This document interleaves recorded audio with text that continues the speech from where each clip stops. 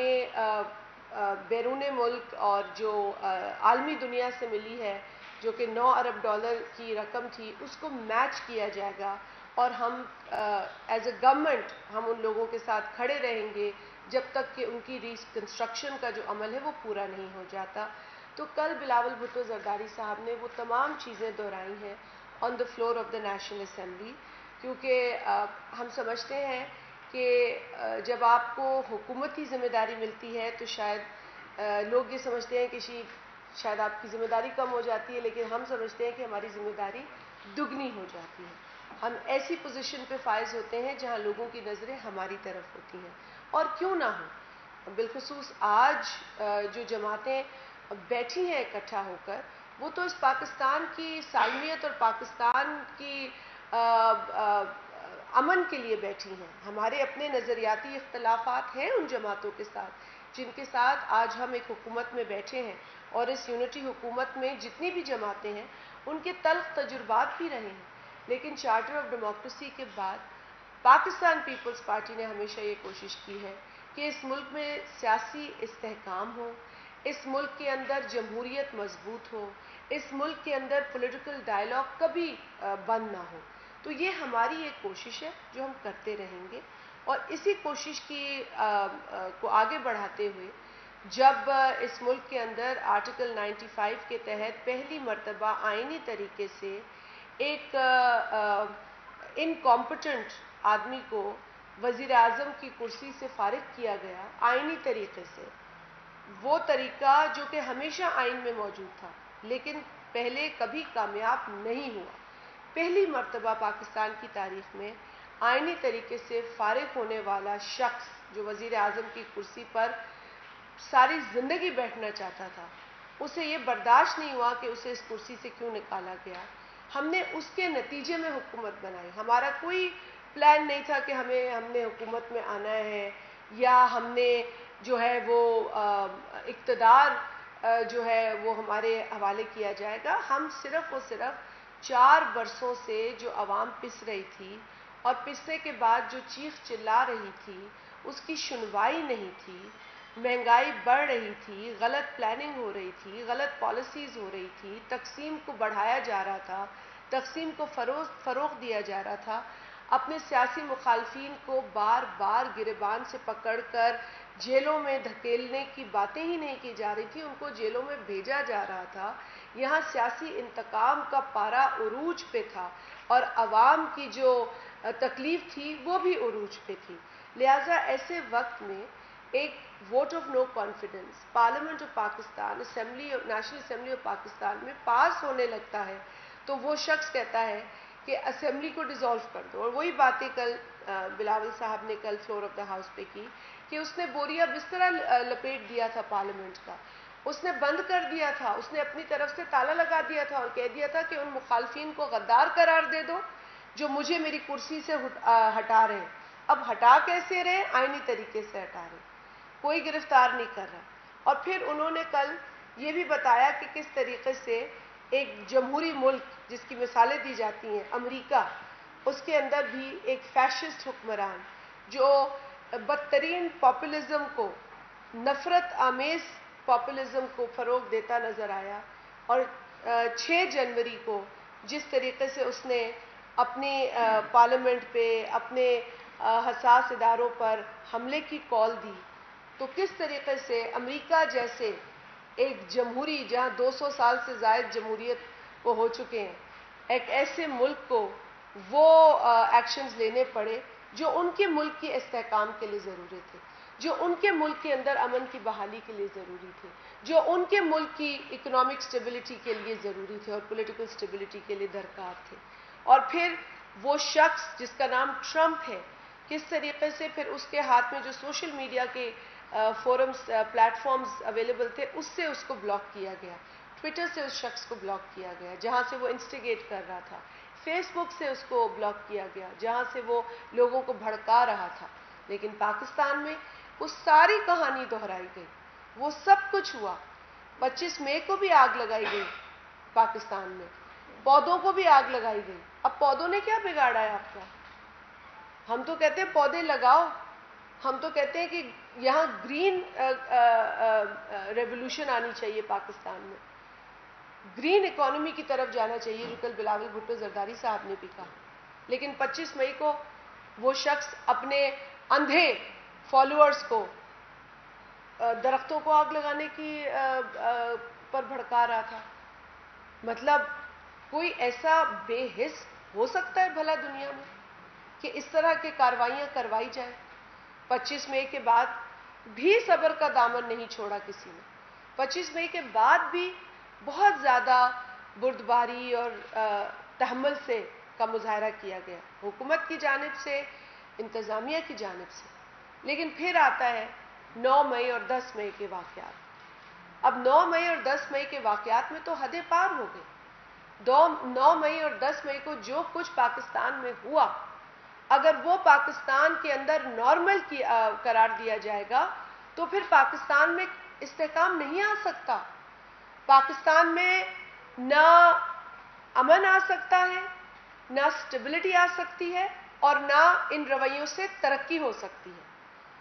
یہ میں نے پہلے بھی کہا تھا آپ کے ساتھ بھی، اور کل بلاول بھٹو زرداری صاحب نے بھی کہا، اور اس سے قبل بھی میں نے floor of the house Quaid Azam محمد علی جناح کا ایک کال ہے، scrupulous maintenance of law and order is the key to all progress. جب تک ملک کے اندر استحکام نہیں ہوگا، امن نہیں ہوگا، تقسیم ختم نہیں ہوگی، نفرتیں ختم نہیں ہوں گی، اسٹیبلٹی نہیں ہوگی، تب تک نہ معیشت ترقی کرے گی، نہ سماج ترقی کرے گا، اور نہ یہ ملک ترقی کرے گا. اور اسی تشویش کا اظہار کل بلاول بھٹو زرداری صاحب نے on the floor of the National Assembly کیا. انہوں نے بتا دیا کہ ہاں ہم کھڑے ہیں انسانی حقوق کے ساتھ، ہاں ہماری روایت ہے، ہم ہمیشہ حق اور سچ کی بات کرتے ہیں. لیکن حق اور سچ یہ بھی تو ہے کہ 9 مئی کو اور 10 مئی کو پاکستان کے اندر ہمارے حساس تنصیبات پر حملہ ہوا، جناح ہاؤس پر حملہ ہوا، پاکستان کے پرچم کو جلایا گیا، پاکستان کی اسٹیبلٹی کو للکارا گیا، پاکستان میں تقسیم کے ذریعے پاکستان کو نقصان پہنچانے کی بدترین کوشش کی گئی. اور ہمارا جو ماضی ہے وہ بالکل ایسا ہے کہ ہم کئی چیزوں پر ضبط کرتے ہیں، صبر کرتے ہیں. لیکن جب پاکستان کے اندر، پاکستان کی سرحدوں پر، پاکستان کے بچوں، میرے بچوں اور آپ کے بچوں کی حفاظت کرنے والے شہداء کی یادگاروں کو مسمار کیا جائے گا، ان کی یادگاروں کو نیست و نابود کیا جائے گا، تو پیپلز پارٹی اس جرم کو معاف نہیں کر سکتی. پیپلز پارٹی نے اس ملک کے لیے لہو دیا ہے، اس ملک کے استحکام کے لیے لہو دیا ہے، اس ملک میں جمہوریت کے لیے لہو دیا ہے. تو پیپلز پارٹی بقول پاکستان پیپلز پارٹی کے چیئرمین بڑے واضح انداز میں جو انہوں نے کہا کہ پیپلز پارٹی اس معاملے میں نرمی نہیں برتے گی.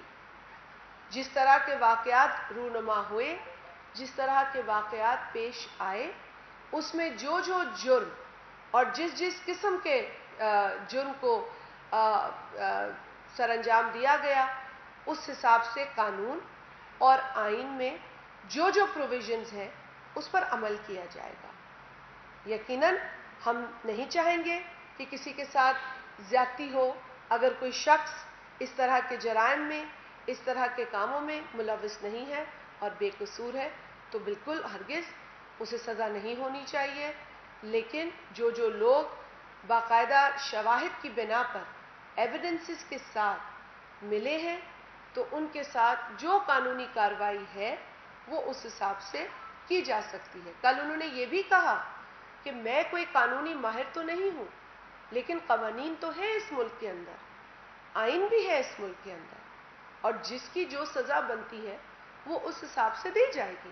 ہماری اولین ذمہ داری یہ ہے، بلکہ انہوں نے تو پارلیمنٹ کو بھی اس میں شامل کیا کہ ہماری اولین ذمہ داری یہ ہے کہ ہم اس ملک کے امن کے لیے کام کریں اور اس ملک کے اندر اسٹیبلٹی کے لیے کام کریں. جس میں انہوں نے کہا کہ پارلیمنٹ کی بہت بڑی ذمہ داری ہے، حکومت کی بہت بڑی ذمہ داری ہے، اور سب سے بڑی ذمہ داری ہے جوڈیشری کی.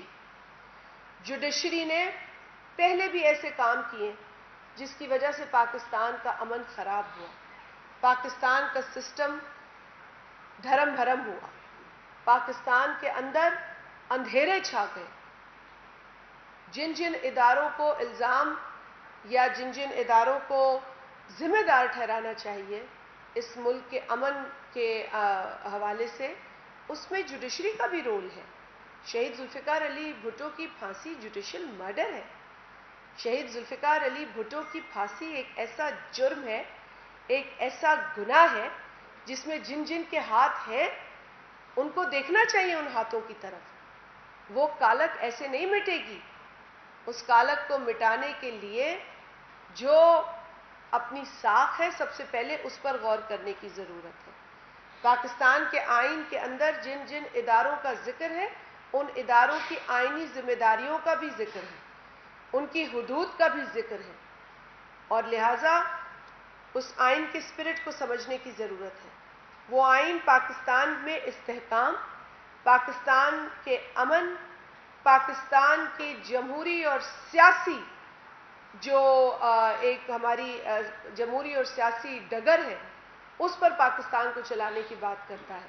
ہرگز کسی آئینی ادارے کو یہ حق حاصل نہیں ہے کہ وہ پاکستان کے امن کے ساتھ کھیلے یا پاکستان میں بد امنی پھیلانے والوں کو سپورٹ کرے یا پاکستان میں پاکستان کے حساس اداروں، پاکستان کے شہداء، پاکستان کی سالمیت کے لیے جان دینے والے شہداء کی یادگاروں کو مسمار کرنے والوں کا ساتھ دیں یا انہیں انکریج کریں. ایسا ہرگز نہیں ہونا چاہیے. کسی ادارے کو یہ نہیں کرنا چاہیے، کیونکہ اگر ہم ایک پیج پہ آج نہیں ہوں گے تو پاکستان میں پھر یہی ایک روایت بن جائے گی کہ جس کی جو مرضی آئے کرے، جہاں آگ لگائے، جو توڑ پھوڑ کرے، جس کا گریبان پکڑنا ہے پکڑے، جس کی داڑھی نوچنی ہے نوچے، جس کا دوپٹہ کھینچنا ہے، تار تار کرنا ہے وہ کرے. پھر یہ روایت بنے گی. یہ کسی بھی ملک کے لیے قابل قبول نہیں ہے. اور کل بلاول بھٹو صاحب نے کہا، امریکہ کی مثال تو انہوں نے دی، پھر انہوں نے انگلینڈ کی بھی مثال دی، یو کے کی بھی دی کہ اگر وہاں کے کوئی MI6 پہ حملہ کرے تو کیا ہوگا، اگر واشنگٹن ڈی سی کے وائٹ ہاؤس پہ حملہ کیا جائے تو کیا ہوگا. ابھی تو انہوں نے چین اور سعودی عربیہ کی بات ہی نہیں کی. انہوں نے تو وہاں ان لوگوں کی اور ان ممالک کی مثالیں دی جہاں جمہوریت کا بول بالا ہے.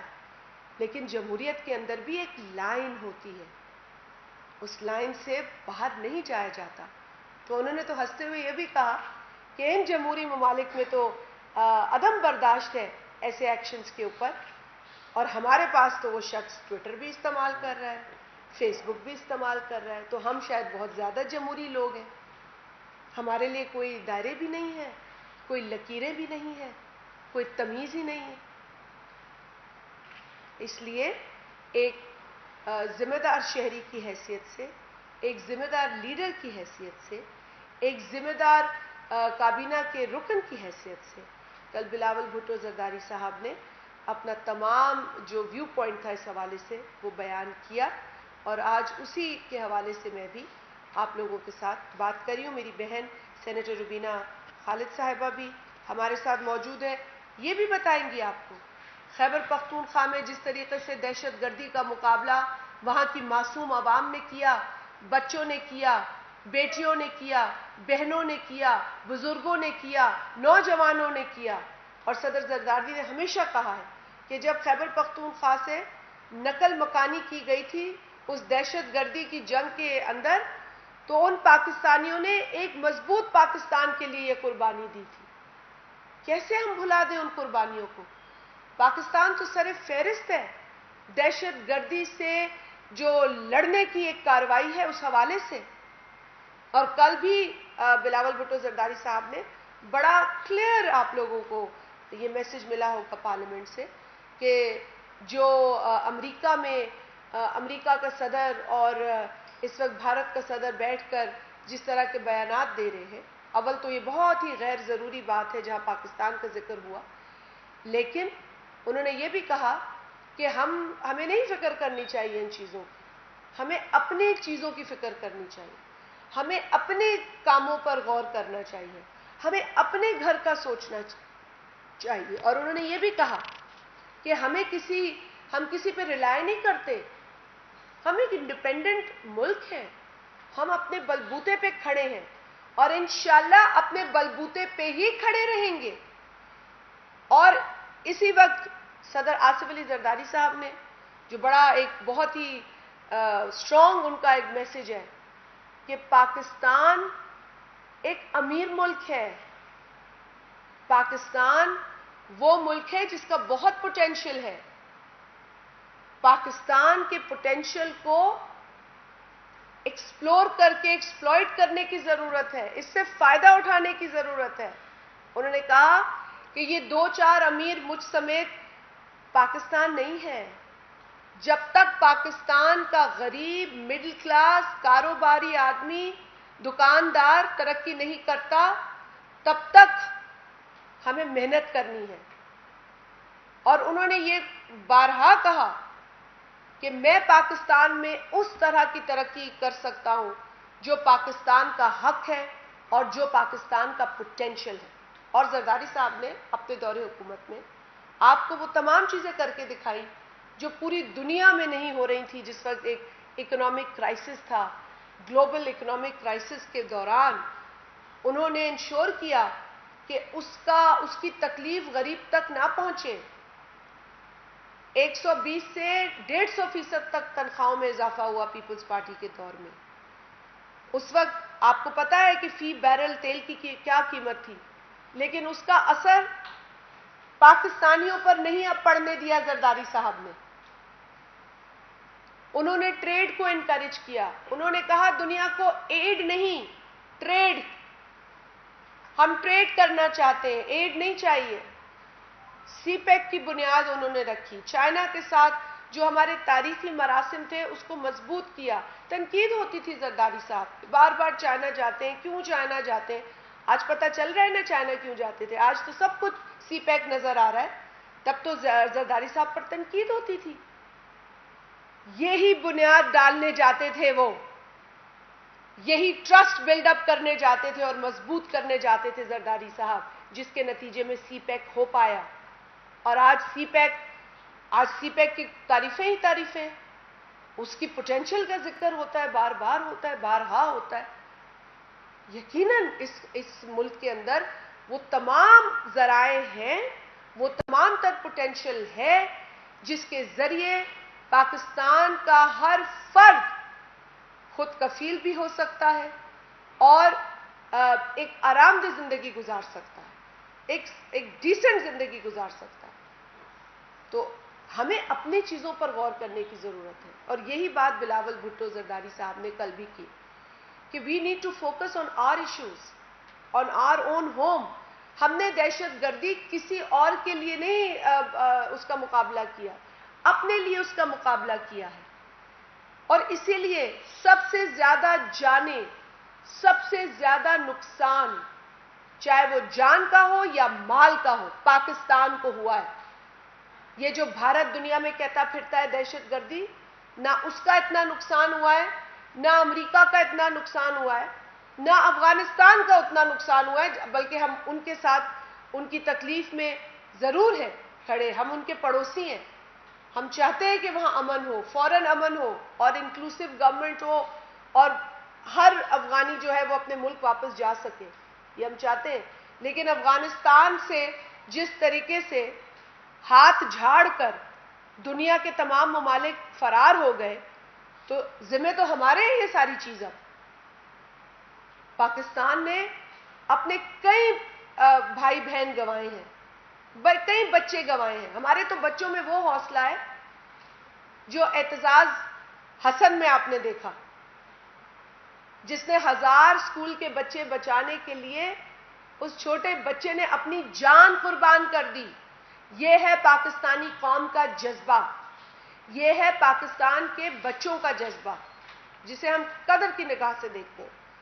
لیکن افسوس کہ جو پچھلے پرائم منسٹر تھے وہ صرف انتہا پسندی اور دہشت گردی کو فروغ دیتے رہے.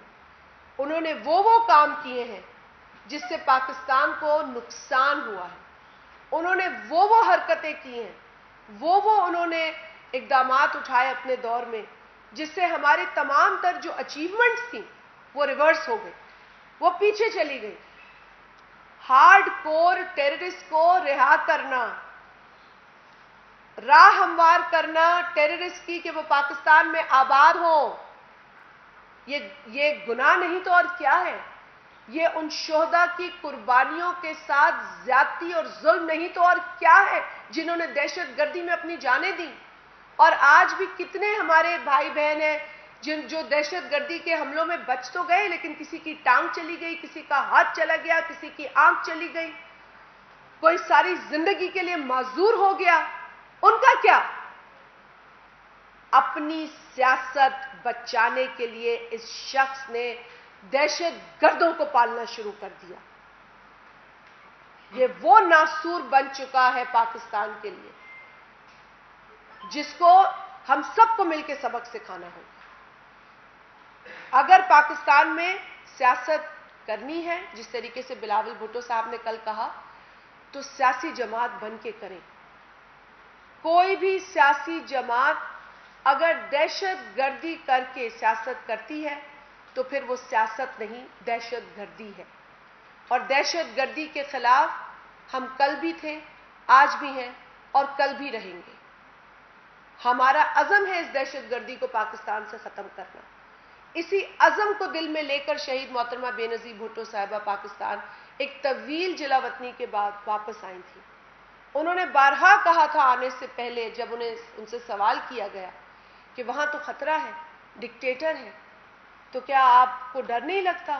تو انہوں نے کہا میرے پاس تو 2 چوائسز ہیں, یا تو میں ڈر جاؤں اور نہ جاؤں اور لوگوں کو اس دہشت گردی میں مرنے دوں, بے روزگار لوگوں کو, غریب لوگوں کو, اسی طرح میں اپنے آپ کو بچا لوں, یا پھر میں وہاں جاؤں اپنی جان کی پرواہ نہ کرتے اور جا کے مقابلہ کروں, اپنے لوگوں کے ساتھ کھڑی ہوں, میں بے روزگاری کا مقابلہ بھی کروں, دہشت گردی کا بھی کروں, غربت کا بھی کروں.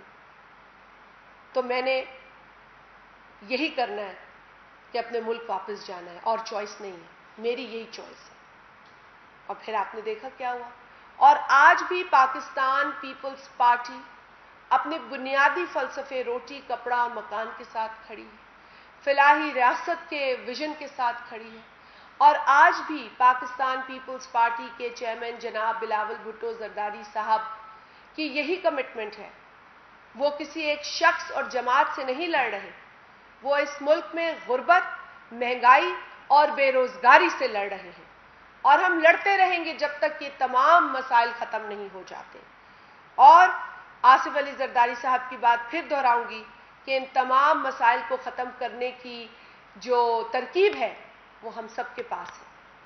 لہذا جب پاکستان پیپلز پارٹی کو موقع ملے گا تو پاکستان پیپلز پارٹی اپنے ان 3 بنیادی جو ایشوز ہیں اس ملک کو فیس کر رہے ہیں, اس ملک کے لوگوں کو فیس کر رہے ہیں, ان پر اسی طرح کام کرے گی جس طرح جب حکومت میں آئی ہے اور محنت سے کام کیا. ہم یہ کام جاری رکھیں گے جب تک کہ ہر شخص کو ریلیف نہ مل جائے اس ملک کے اندر.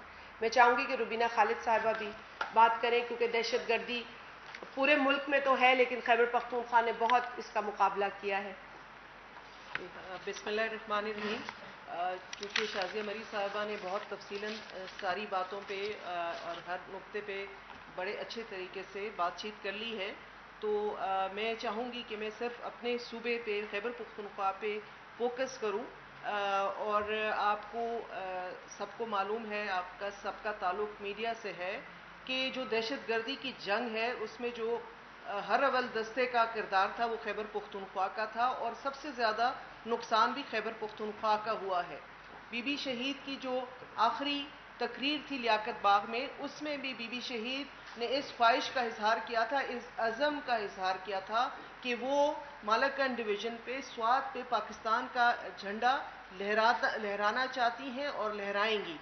وہ پھر جیسے آپ کو معلوم ہے کہ اللہ تعالیٰ نے ان کو مہلت نہیں دی, لیکن ان کا جو خواب تھا شرمندہ تعبیر کیا آصف علی زرداری صاحب نے, اور مالاکنڈ آپریشن کے ذریعے مالاکنڈ کی عوام کو، اور جتنا وہ سموتھ ٹرانزیشن تھی آپ نے دیکھی، اتنی بڑی جو ہے وہ وہاں سے انخلا ہوا لوگوں کا، اور وہاں پھر آپریشن کر کے پاکستان کا جو ریٹ ہے وہ قائم کی گئی، اسٹیٹ کی ریٹ قائم کی گئی، اور پھر انہی لوگوں کو واپس وہاں بسایا گیا۔ یہ ایک بہت بڑا کارنامہ تھا پاکستان پیپلز پارٹی کا۔ لیکن پاکستان پیپلز پارٹی کے جو کام ہے وہ اگر گنوائے جائیں تو اس کے لیے آپ کے پاس، میرے اور آپ کے پاس اتنا ٹائم شاید نہ ہو کہ خیبر پختونخوا میں جو ڈیولپمنٹ کا کام ہوا، جو خیبر پختونخوا میں کام کیے گئے، وہ 2008 سے لے کر 2013 تک کیے گئے۔ اس کے بعد ایک فتنہ جو ہے وہ نازل کیا گیا خیبر پختونخوا کے اوپر، اور اس فتنے نے 10 سال میں جو صوبے کا حشر کیا ہے۔ آپ لوگ تو 4 سال کی بات کرتے ہیں یہاں بیٹھ کے کہ 4 سال میں لوگوں کی بس ہو گئی تھی خان صاحب سے، ہم نے ان کو 10 سال برداشت کیا ہے تقریباً، اور 10 سال میں جو تباہی کی ہے انہوں نے خیبر پختونخوا کی، وہ ڈھکی چھپی نہیں ہے، خاص کر کے ہمارے صحت کے نظام کی۔ اس پہ آپ دیکھیں تو پھر اس کے بعد جو ابھی 2 سال میں جب خان صاحب ادھر ہی تھے، جس طرح سے دہشت گردوں کو انکریج کیا گیا، جس طرح سے دہشت گردوں کی پشت بنائی گئی، جس طرح سے دہشت گردوں کو واپس لا کے بسایا گیا اور جیلوں سے رہا کیا گیا، لیکن خیبر پختونخوا کی عوام آپ نے دیکھا کہ وہ خود کھڑی ہوئی۔ خود لوگوں نے مالاکنڈ ڈویژن میں خاص کر کے وہ حالانکہ پولیٹیکل لیڈ موومنٹس نہیں تھی، لوگ نکلے، عوام نکلی اس دہشت گردی کے خلاف۔ آپ سب کے علم میں ہے یہ ساری باتیں۔ تو ہماری بس ہو چکی ہے، اور خان صاحب کو بھی چاہیے کہ وہ ہوش کے ناخن لے، اور اگر ملکی سیاست میں، جیسے کہ ہمارے چیئرمین بلاول بھٹو زرداری صاحب نے کہا ہے کل فلور آف دا ہاؤس پہ بھی، کہ اگر وہ سیاست میں رہنا چاہتے ہیں، اور جیسے شازیہ بی بی نے بھی کہا ہے کہ سیاست میں رہیں، سیاسی جماعت بن کے، دہشت گرد جماعت بن کر نہیں۔ تو میرے خیال میں کافی ٹائم ہو گیا ہے۔ میرے خیال ہے کچھ سوال اگر آپ لوگ، جی سہیل صاحب، جی سہیل خان صاحب۔ یہ بتائیں، پیپلز پارٹی کی یہ تعریف رہی ہے کہ ان کے دور میں جتنا عرصے سے بیٹ کر رہے ہیں، کبھی بھی یہ نہیں لگا کہ کوئی سیاسی قیدی ان کے دور میں رہا ہو، اس نے کچھ بھی کیا ہو، لیکن آپ ایک جماعت کے ساتھ حلیف ہیں، تو یہ آپ کا اب وہ سیاسی قیدی یقیناً موجود ہیں، تو کریڈٹ اور ڈس کریڈٹ کے بارے میں آپ کیا کہیں گے، یا آپ کے حوالے سے ڈس کریڈٹ میں نہیں جاتا؟ دوسرا میرا یہ ایک سوال ہے کہ دوسری پارٹیوں سے پیپلز پارٹی میں شامل ہونے والوں کے لیے اب آپ نے کیا پیکیج رکھا ہوا ہے کہ جو لوگ قربانیاں دیتے رہے اور وہ وہاں موجود رہے، اور نئے آنے والوں کو آپ ایک نئی جگہ لے کے جائیں گے، تو پرانے جو کارکن ہیں وہ ڈسکارڈ نہیں ہوں گے؟ پہلے تو میں اس بات کا جواب دے دوں کہ لوگوں کا جو پیپلز پارٹی میں شمولیت کا اعلان ہے، دیکھیں پاکستان پیپلز پارٹی جو ہے، آپ کو یاد ہے شہید ذوالفقار علی بھٹو نے جب اقتدار کو لات مار کر عوام کی پارٹی شروع کی اور ملک میں جمہوریت کا بیج بویا، تو چند لوگوں سے انہوں نے جماعت کا آغاز کیا۔ پاکستان پیپلز پارٹی ہمیشہ ہم کہتے ہیں ایک پارٹی نہیں ہے، ایک آئیڈیالوجی ہے۔ اس آئیڈیالوجی کے ساتھ لوگ جڑنا چاہتے ہیں، کیونکہ یہ آئیڈیالوجی ہی عوام کی آئیڈیالوجی ہے۔ یہ آئیڈیالوجی ہے جو عوام سے طاقت لیتی ہے، اور ہم کہتے ہیں کہ طاقت کا سرچشمہ عوام ہے۔ تو جب عوام میں سے ان کے نمائندے جہاں بھی پہلے ہوں، لیکن اگر انہیں یہ خیال آئے کہ اس عوامی آئیڈیالوجی کے ساتھ جڑنا ہے اور اگر وہ شامل ہونا چاہے تو انہیں ہم روک نہیں سکتے، اور ہم نے تو ہمیشہ سے لوگوں کو انکریج کیا ہے کہ اس آئیڈیالوجی کے ساتھ جڑو اور جڑ کر پاکستان کی خدمت کرو، لوگوں کی خدمت کرو، کیونکہ طاقت وہیں سے ملتی ہے۔ تو یہ ایک پیپلز پارٹی کی سوچ ہے۔ یہ جماعت ایک سمندر ہے، اس سمندر میں جو لوگ آئے وہ ہمارے لیے ان کو ہم ویلکم کرتے ہیں۔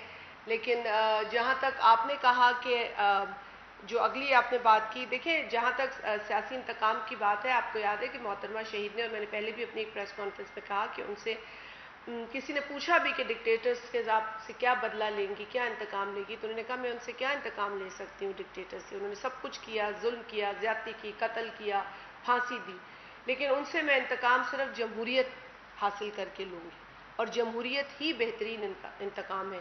اور یہی بات آصف علی زرداری صاحب نے کی اور اسی کو انہوں نے سچ کر دکھایا. اور زرداری صاحب کے دور میں کوئی سیاسی قیدی نہیں تھا. جیسے آپ کو پتہ ہے ہم نے کبھی سیاسی انتقام کو اپنی پرائیورٹی نہیں بنایا. ہم نے اس ملک میں سیاسی استحکام پر کام کیا ہے, نہ کہ سیاسی انتقام پر. لیکن پچھلی حکومت نے صرف اور صرف سیاسی انتقام کا نعرہ لگایا, جلا دو, بند کر دو, فلانا کر دو, یہ کر دو, نہیں چھوڑوں گا, چیخیں نکال دوں گا. پتہ نہیں کیا ہو, چیخیں تو عوام کی نکلتی رہیں 4 برس, وہ تک نہیں سنی اس نے. اب مخالفین کی کیا نکالے گا تو چیخیں؟ مخالفین کی کیا نکالو گے؟ وہ ظاہری بات ہے, وہ اگر تم کو ٹارگٹ کرو گے, جیل گزار کے آ گئے نا لوگ, بدترین جیل کاٹ کر آئے ہیں اس شخص کے دور میں, اور گھٹیا ترین الزامات پہ لوگوں کو بند کیا ہے. آج جو انٹیریئر منسٹر صاحب بیٹھے ہیں, اللہ ہی عزت اور ذلت کا مالک ہے. تم کسی کی کیا عزت اور بےزتی کرو گے؟ یہ تو اللہ تعالیٰ کے ہاتھ میں. لیکن گھٹیا ترین الزامات میں لوگوں کو بند کیا. آصف علی زرداری صاحب کی پروڈکشن آرڈرز نہیں آتے تھے. ان کو اس عمر میں اور اس تمام زندگی میں, شاید آدھی زندگی تو انہوں نے جیلوں میں کاٹی ہے, اور بغیر کسی جواز اور بغیر کسی جرم کے ثابت ہونے کے اس شخص نے نہ اپنی بچوں کے ساتھ وقت گزارا, نہ اپنی بیوی کے ساتھ, نہ اپنی جماعت کے کارکنان کے ساتھ, نہ اپنے ساتھ وہ وقت گزارا جو ایک ہر انسان چاہتا ہے. تو آپ خود سوچیں کہ اتنے برسوں کی جیل کاٹنے کے بعد آصف علی زرداری صاحب کو اس نے بھی آ کے جیل میں بند کر دیا, اس نے بھی اپنا شوق پورا کر لیا. تو ان کو تو ہر کوئی جیل میں بند کر کے سمجھتا ہے کہ جی وہ اس کا کوئی سر بڑا ہو گیا یا قد بڑا ہو گیا. اس کا قد بڑا نہیں ہوا ہے, اس کے ظرف کا پتہ چل گیا. تو جو کچھ اس نے اپنے دور میں کیا, اس نے اپنی کم ظرفی کا مظاہرہ کیا. لیکن اس دور کے اندر 9 مئی اور 10 مئی ایک منفرد بات ہے, وہ ایک بالکل الگ بات ہے. اگر اس کے نتیجے میں کوئی کارروائی ہوئی ہے تو کوئی سیاسی جماعت اس کارروائی کے بیچ میں کیسے آ سکتی ہے؟ آپ خود مجھے بتائیں. میں نے پہلے اتنی بڑی بات آپ سے بیان کی کہ اس ملک کے استحکام کے ساتھ اس ملک کی ترقی جڑی ہے. اگر اس ملک کے اندر بار بار آپ مطلب یہ تو کسی سے اب ڈھکے چھپے بات نہیں ہے کہ اس شخص کی ذہنی کیفیت ہی تقسیم کرنا ہے, اس شخص کی ذہنی کیفیت ہی جلاؤ گھیراؤ ہے. اور یہ بات آج نہیں ہے, 2014 میں آپ لوگوں نے ٹریلر دیکھا تھا, یا آپ لوگ بھول گئے کہ پارلیمنٹ پہ حملہ ہوا تھا, پی ٹی وی پہ حملہ ہوا تھا, سپریم کورٹ کے باہر کپڑے سکھائے جاتے تھے. وہ ایک سپریم کورٹ ہے. میرا اس سے 10 چیزوں پر میرا آنریبل جو چیف جسٹس صاحب ہیں یا کوئی بھی جج ہے, میرا ان کے ساتھ 100 باتوں پہ اختلاف ہو سکتا ہے, پر میں انہیں آنریبل کہوں گی, میں انہیں عزت ضرور دوں گی. میں اس ادارے کی عزت کرتی ہوں, اس کرسی کی عزت کرتی ہوں جس پہ وہ بیٹھے ہیں. اس ادارے کے بعد تم کپڑے سکھا رہے ہو, تم نے تماشا بنا دیا. تو جس طرح کی بے عزتی اور بے حرمتی اداروں کی 2014 میں ہوئی, اس کے بعد بھی اس نے سیکھا نہیں. اسے اقتدار مل گیا, اس کو بٹھا دیا گیا اقتدار کی کرسی پر, مسلط کر دیا گیا اسے پاکستان کے اوپر, اور اس کے بعد بھی وہ نہیں سدھرا. پہلے تو وہ پیر پکڑ کے بیٹھ گیا تھا, گود میں بیٹھا تھا. سب کو پتا ہے کس کی گود میں بیٹھا تھا اور کس کا وہ کون باپ تھا اور کون بیٹا تھا, یہ سب کو پتا ہے. پھر جب ابا نے آگ کر دیا تو پھر وہ پریشان ہو گیا. پھر آج بھی وہ پیر پکڑنے کو تیار ہے, آج بھی کہتا ہے کس سے بات کروں, کوئی تو آئے, میں تو ان سے بھی بات کروں. نام لیتا ہے اسٹیبلشمنٹ کا. بھائی کوئی مطلب انسان پہلے کہتا تھا یہ چیزیں ہوتی ہیں, ہم نام نہیں لیتے. وہ تو اس پائے کا بے شرم آدمی ہے کہ وہ تو نام لیتا ہے, وہ تو کہتا ہے مجھ سے بات کرو. لیکن بات کرو کس لیے؟ کہ تمہیں اقتدار ملے. اس ملک کو امن کی ضرورت ہے. کسی ایک ضدی شخص کی انا کی تسکین کے لیے ہم یہاں نہیں بیٹھے. اس کی انا جو ہے وہ کسی چیز سے سیٹسفائی نہیں ہو سکتی, بیکاز وہ میں ایک مغرور آدمی بھی نا کبھی کبھار کسی اور کا سوچ لیتا ہے, مگر اس کے غرور کی کوئی حد نہیں. تو لہٰذا اس ملک میں ویسے کوئی سیاسی قیدی نہیں ہے, لیکن اگر کوئی اگین پاکستان کے اندر آگ لگائے گا, پاکستان کو نقصان پہنچائے گا, پاکستان کی ساکھ کو نقصان پہنچائے گا, پاکستان کے اندر جو شہداء ہیں ان کی بے حرمتی کرے گا, آپ کے حساس تنصیبات جن کی جیسے بلاول صاحب نے کہا تصویریں بھی لینا الاؤڈ نہیں ہوتی, وہ حساس تنصیبات ان کو آگ لگائے, حملہ کرے, دروازے توڑے, مطلب آپ کیا بتانا چاہ رہے ہیں؟ تو یہ چیز ایک جرم ہے, اور جرم کو جرم کی طرح سے دیکھا جائے گا. کسی کے ساتھ کوئی سیاسی ذاتی انتقام کوئی نہیں لے رہا, یہ بات میں کلیئر کر دوں. ناصر نقوی صاحب ABN سے. میڈم میرا سوال یہ ہے کہ ابھی حکومت اپنی مدت پوری کرنے جا رہی ہے اور الیکشن کی آمد ہے. اس موقع پر زرداری صاحب کا کل بیان آیا کہ میں مسلم لیگ نون کو دھوکہ نہیں دوں گا, تو ایک اچھا بیان ہے. تو آپ کیا سمجھتی ہیں کہ آنے والے دور میں الیکشن میں پاکستان پیپل پارٹی کن جماعتوں کے ساتھ انتخابی ایڈجسٹمنٹ کر سکتی ہے, اور کیا اس میں کسی صوبے میں نون لیگ سے بھی ہو سکتا ہے؟ دیکھیے, اس وقت کوئی سیاسی ایڈجسٹمنٹ کی بات نہیں ہے, احترام کی بات ہے سیاسی جماعتوں کے درمیان. چارٹر آف ڈیموکریسی جو سائن ہوا تھا, اس کی روح یہی تھی کہ پاکستان میں سیاسی استحکام ہو اور جمہوریت بحال ہو اور جمہوریت مضبوط ہو. چارٹر آف ڈیموکریسی ان دو جماعتوں کے درمیان تھا جو پاکستان کی دو ایسی بڑی جماعتیں تھیں جن کی تاریخ ایک دوسرے سے لڑنے کی رہی ہے, جن کی تاریخ میں ایک دوسرے کے کارکنان ایک دوسرے کے ساتھ جو ہے وہ دست و گریبان رہے ہیں. اور انہی ٹیمپریچرز کو کول ڈاؤن کرنے کے لیے اس ملک میں ہمارے آپسی اختلافات سے جو ڈکٹیٹرز فائدہ اٹھاتے رہے ہیں, اس دروازے کو, اس راستے کو بند کرنے کے لیے چارٹر آف ڈیموکریسی میثاق جمہوریت پر دستخط ہوا.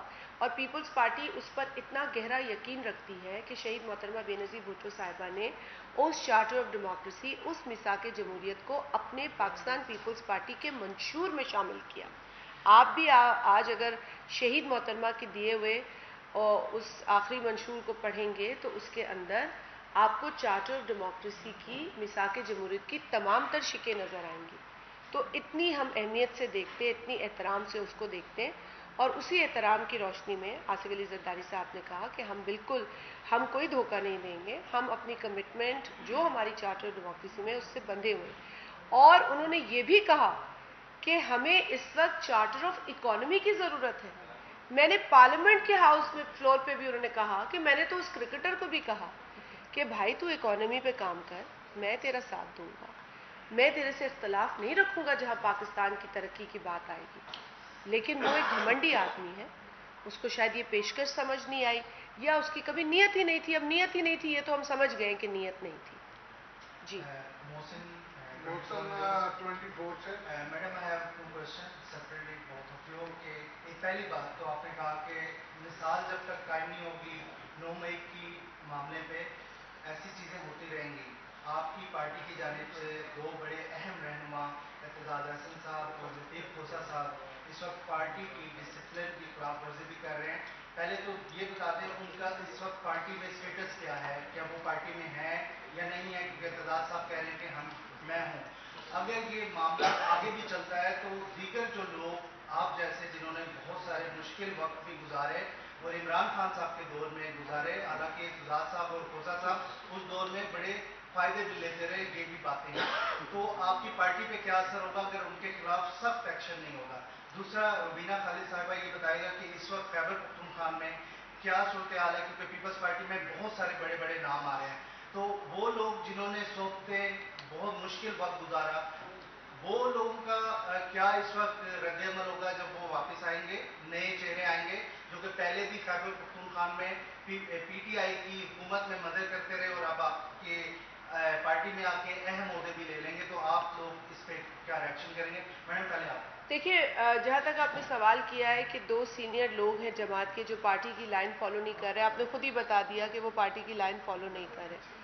پارٹی کا یہ ڈسپلن ہوتا ہے کہ ہر شخص کو پارٹی لائن ٹو کرنی ہوتی ہے, اور ہماری پارٹی لائن جو ہے وہ بے شک لیڈرشپ ہمیں بتاتی ہے, لیکن وہ لیڈرشپ پارٹی لائن بھی سینٹرل ایگزیکٹو کمیٹی ہماری ہوتی ہے, اور اس میں فیڈرل کاؤنسل کے بھی ممبرز ہوتے ہیں. جو بھی موضوع ہوتا ہے پریویلنگ, اس پر ہماری میٹنگز ہوتی ہیں, اور اس کے اندر ایک مشورے کی انوائرمنٹ ہوتی ہے, اور اس کنسلٹیٹیو انوائرمنٹ اور ایکسرسائز کے بعد لیڈرشپ جو ہے کوئی حتمی لائن بنا سکتی ہے. तो वो सारी एक्सरसाइज हमारी कई मौजूआत पर होती रहती है हमेशा, ये एक अमल है जो जारी और सारी है। तो पार्टी लाइन जो होती है वो एक it's the end result of all exercise that takes place within the party, and nobody can violate party line, no matter how senior you are. You cannot violate the party line.